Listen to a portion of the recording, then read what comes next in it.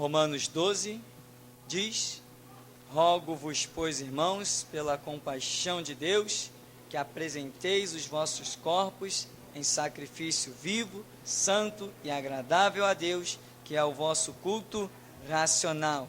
E não vos conformeis com este mundo, mas transformai-vos pela renovação do vosso entendimento, para que experimenteis qual seja a boa, perfeita e agradável vontade de Deus. Amém. Você pode sentar? Irmão querido, entendimento traz transformação. Se nós não virmos mudanças pessoais, é bem possível que o nosso entendimento não tenha crescido, tenha continuado atrofiado, tenha continuado parado no tempo. Temos ouvido, mas estamos enquadrados no que Tiago diz, né? Ou não estamos nos enquadrando no conselho de Tiago, que ele diz que não sejais somente ouvintes, mas praticantes. Praticar a palavra, praticar os conceitos, praticar os princípios. Então, a Escritura está dizendo que eu só vou conhecer a boa e perfeita e agradável vontade de Deus quando acontecer em mim uma renovação de entendimento. É claro, isso é lógico. Não é verdade? Eu nunca poderei, por exemplo, me arrepender se eu não entender que perante uma determinada lei e regra de Deus, eu estou em pecado. Quem não tem noção de pecado, não pode ter noção de arrependimento. Todas as coisas acontecem por entendimento. E esse entendimento é que vai trazer mudança de atitude, transformações. Um jovem que vem para o Evangelho e lá no mundo está acostumado com tantas atitudes, quando ele vem para o Evangelho, se ele entender o Evangelho, os princípios de Cristo, as suas atitudes têm que mudar. É aí que Jesus vai e diz aquela parábola: pelos frutos conhecereis a árvore. Não tem outra maneira de conhecer uma árvore no Evangelho, a não ser pelaquilo que ela produz. Tempo de igreja não significa nada. O que significa é o fruto que vai aparecer na árvore. Amém? Esta é a regra básica do Evangelho. E como está o nosso entendimento? O que nós temos entendido de Bíblia? A Bíblia é a palavra de Deus? Se eu creio realmente que a Bíblia é a palavra de Deus, qual vai ser a minha atitude? Se eu não somente creio, como muitos dizem por aí, um crer vagamente, mas se eu sei que a Bíblia é a palavra de Deus, porque muita gente diz, não, eu creio que é, aquele crer vago, de uma situação que tanta gente fala que é, então a pessoa não quer ser uma com opinião contrária. Não, mas não só esse crer vago que o mundo tem, mas se eu sei que é, eu sei que a Bíblia é a palavra de Deus, se eu tenho esse conhecimento, se eu tenho este entendimento, qual vai ser a minha atitude? Viver por esta palavra. Aí eu vou entender que ela é lâmpada para os meus pés e luz para o meu caminho. O que eu vou fazer com a expressão do Salmo 91, versículo 7, quando ela diz que 1000 cairão ao meu lado, 10.000 à minha direita, mas eu não serei atingido? O Salmo 34, 7 diz que o anjo do Senhor acampa-se ao redor dos que o temem e os livra. Provai e vede que o Senhor é bom. Se eu tenho essas duas promessas tão tremendas, se o meu entendimento alcançou a eficácia dessa palavra, porque Deus é o que vela sobre a sua palavra para cumprir, se o meu entendimento alcançou, o que isso vai gerar de transformação na minha vida pessoal? na minha atitude. Alguma coisa tem que mudar. Se eu era uma pessoa temerosa e alcancei esse entendimento, os meus temores vão embora.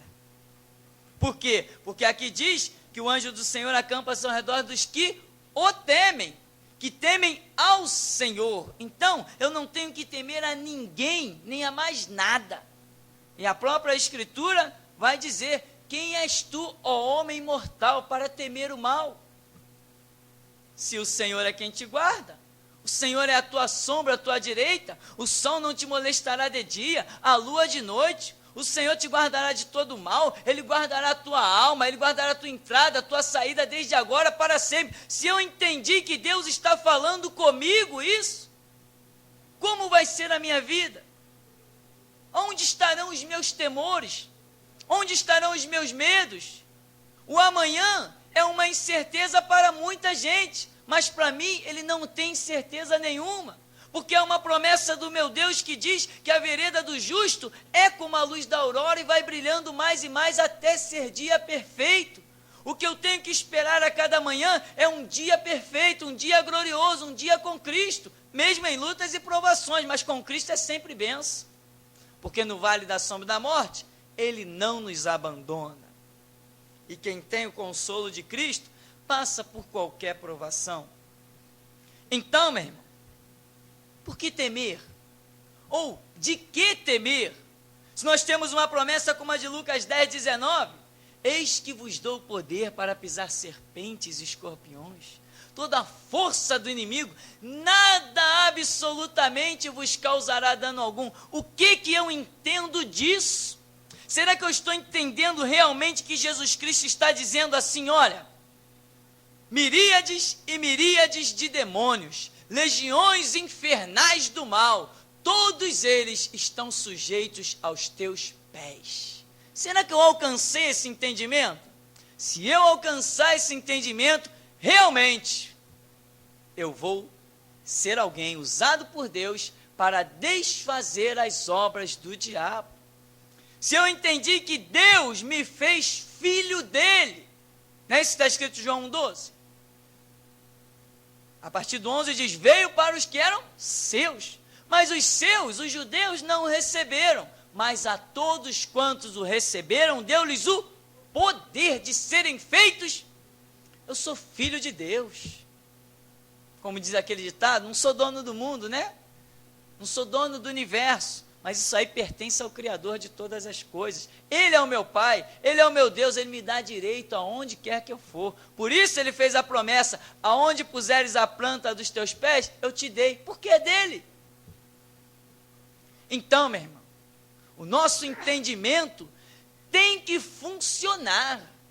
A nossa inteligência, a nossa sabedoria, o nosso estudo, a nossa capacidade de raciocínio, isso tem que funcionar para nós sermos crentes imbatíveis.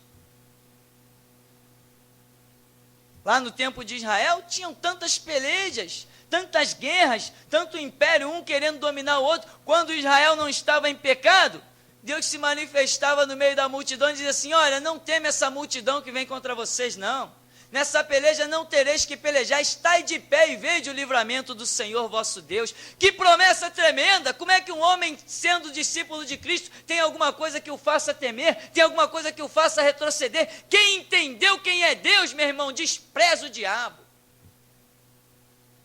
Amém?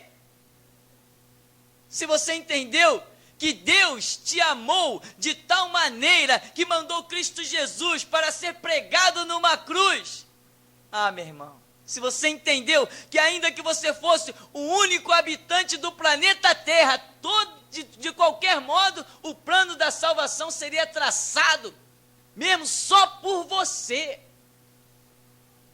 Só por você, porque a Bíblia diz que Deus amou o mundo, mas diz que será salvo aquele que crer.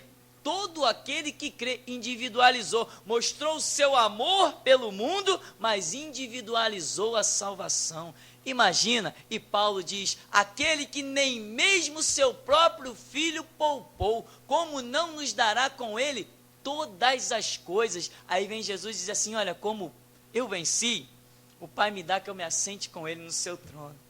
todo aquele que vencer vai se assentar comigo no meu trono. Meu irmão, que proposta, que coisa, o que nós temos entendido de tudo isso? Como está o nosso entendimento? Como é que a nossa cabeça está funcionando nesse... Será que eu entendo, eu creio, ou realmente, o que eu penso de quando a Bíblia fala de Elias atravessando um deserto? E lá no meio do caminho deitou-se, vem um anjo e toca com ele, conversa com ele, e diz, aí Elias, está aqui essa comida, come e bebe, a tua caminhada é longa, e diz a Bíblia que com a força daquela comida, caminhou 40 dias e 40 noites, não comeu nem bebeu mais nada e não dormiu, até chegar à presença de Deus no Monte Horebe. Como está o meu entendimento? O que eu faço com isso? O que eu faço com essas revelações? O que eu faço com a glória dessa palavra? Apostar a vida é um bom começo. Apostar a vida, talvez, seja o mínimo que se possa fazer. E Hebreus 13:8 vai dizer que Deus é o mesmo. Ontem, hoje e... então quer dizer que o que ele fez lá, ele faz hoje e tem o mesmo poder para fazer em todo o tempo. Quer dizer que aquele Deus que abriu o mar vermelho, ele pode então livrar qualquer coisa física da minha vida. Aquele Deus que curou a nação de Israel, que fez preservar as suas vestes 40 anos no deserto e as suas sandálias, é o mesmo, ele é o mesmo. Esse é o meu Deus? O meu entendimento é esse mesmo? Então, meu irmão, as minhas preocupações com o amanhã, elas têm que começarem a ficar um pouco de lado. Porque Mateus 6, né? Nós conhecemos o texto. Jesus vai dizer no verso 33, buscai primeiro o reino de Deus, a sua justiça, e as demais coisas serão acrescentadas. Antes, Jesus dá uma bronca nos apóstolos. Jesus diz assim, por que andeis solícitos quanto ao dia de amanhã? Por que estás preocupado com a comida, com a bebida, com o que vestir? Não é o corpo mais que o mantimento, mais que as próprias vestes? Olha os lírios do campo. Atente para a natureza de Deus. Se Deus assim veste o lírio, veste a erva do campo, que hoje existe, amanhã já secou e está no fogo, não vos vestirá muito mais a vós, homens de pouca fé? Aquele que está preocupado com o amanhã é um homem de pouca fé. Amém? Não sou eu que estou dizendo, é Jesus que disse que quem está preocupado com o amanhã é homem de pouca fé. Amém, meu irmão? Então, são muitas coisas que há na Bíblia que revelam detalhes peculiares, coisas realmente tremendas. E lá em Filipenses, no capítulo 3, a partir do verso 7 até o 10, a Escritura, com narrativas do apóstolo Paulo, ele diz assim, Filipenses 3:7, mas o que para mim era ganho, reputei-o perda por Cristo. E na verdade tenho também por perda todas as coisas, pela excelência do conhecimento de Cristo Jesus, meu Senhor, pelo qual sofri a perda de todas estas coisas e as considero como esterco, para que possa ganhar a Cristo. Seja achado nele, não tendo a minha justiça que vem da lei, mas a que vem pela fé em Cristo, a saber, a justiça que vem de Deus pela fé, para conhecê-lo e a virtude da sua ressurreição e a comunicação de suas aflições, sendo feito conforme a sua morte. Paulo está dizendo, antes ele está narrando um monte de privilégios, um monte de destaque, aí chega aqui e diz assim, olha, eu reputei tudo isso por perda, pela excelência do conhecimento de Cristo Jesus, tudo aquilo que eu tinha não passa de esterco, agora o que eu tenho aqui, a graça, a fé em Cristo Jesus, isso é que é precioso, isso é que é valoroso. Meu irmão, se você não aprender a abrir mão dos seus planos, projetos e sonhos, os de Deus, não se cumprirão na sua vida. Se você não conseguir abrir mão de alguma coisa sua, não conseguirá alcançar alguma coisa de Deus. Sempre que alguma coisa de Deus tem que vir à nossa vida, nós temos que renunciar a alguma coisa nossa. Você consegue entender isso? É como uma mão cheia, você está com a sua mão cheia de ideais, cheia de planos, cheia de propósitos. Aí Deus diz assim, eu quero colocar do meu plano, do meu propósito na sua vida, na sua mão. Mas a sua mão já está cheia. Então você tira alguma coisa da sua mão, da sua vida, para que Deus coloque algo dele. E você vai abrindo mão das suas coisas pessoais para receber as coisas de Deus. É sempre assim. Se você não renunciar a alguma coisa sua, alguma coisa de Deus ficará em falta para você alcançar. Isso é uma questão de entendimento.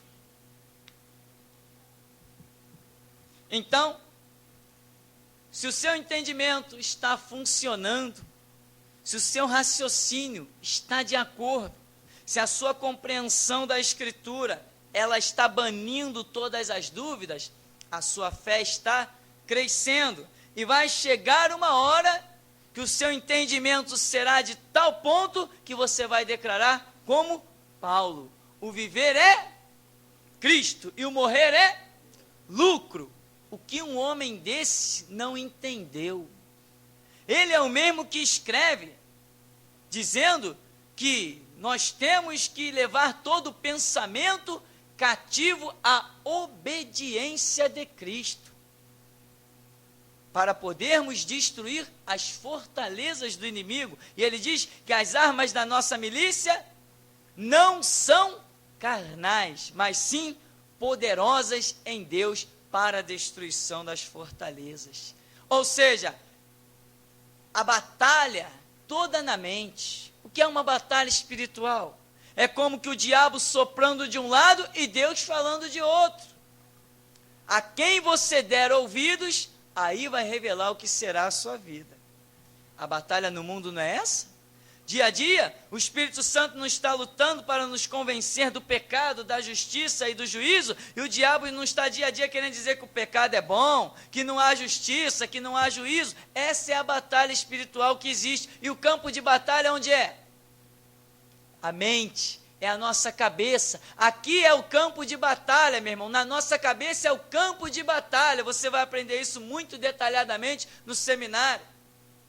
Não existe essa batalha espiritual que dizem por aí, travada no mundo. A batalha espiritual é travada na nossa cabeça. Se nós temos entendimento das coisas de Deus, vencemos o diabo, vencemos as trevas, vencemos o pecado, vencemos tudo. Mas se não tivermos entendimento, não teremos renúncia e não venceremos nada.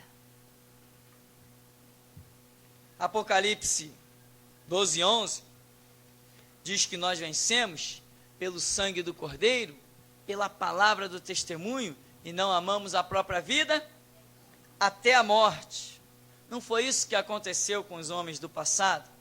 Não foi assim que Sadraque, Mesaque, Abednego, Daniel ficaram tão famosos? Não foi assim que Isaías foi cerrado lá dentro, em cima do altar?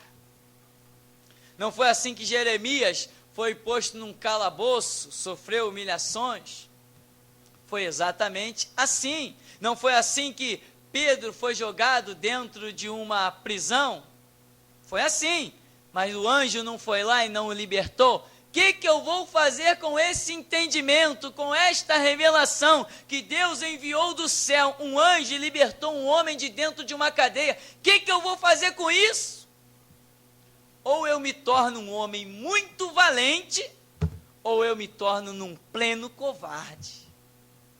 É os dois extremos. Ou eu creio, experimento coisas tremendas, vejo a glória de Deus realmente, ou então, meu irmão, vou viver a minha vida, esquecer de historinha bíblica, parar de brincar com as coisas de Deus. Amém, meu irmão? Nós queremos vida com Deus, nós queremos virtude, nós queremos poder que vem pelo entendimento, vem pela compreensão. A Bíblia é a palavra de Deus. Quando você ora, você está falando com Deus. Mas quando você abre a Bíblia, é Deus falando contigo, se você entender o que a Bíblia está dizendo. Amém, meu irmão? E esta é a vitória que vence o mundo. O quê? A nossa fé. Alguém pode ter fé sem entendimento? Não, fé sem entendimento não é fé, é fanatismo. Mas quando entendemos, quando compreendemos, é como Paulo.